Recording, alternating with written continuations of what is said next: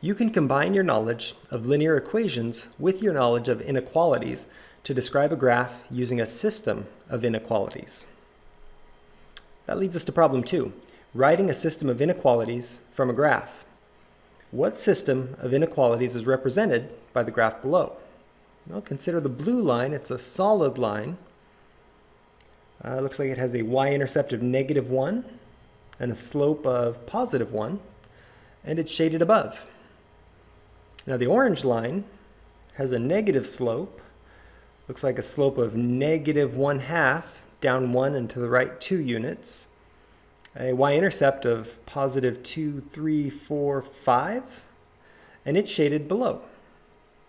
If I didn't mention, it's also a dashed line.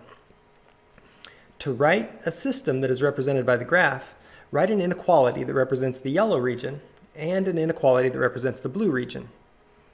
Well, with the information we just discussed, we can see the red boundary line is y equals -1/2 x plus 5. The region does not include the line. Remember, the line was dashed. Only the points below.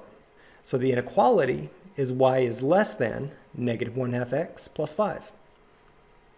A similar strategy with the blue boundary line, we'd find its equation is y equals x minus 1. The region includes the boundary line and the points above. So the inequality is y is greater than or equal to x minus 1. The graph shows the intersection of the system y is less than -1/2 x plus 5 and y is greater than or equal to x minus 1. Your turn. Part A. What system of inequalities is represented by the graph? And Part B, a reasoning item.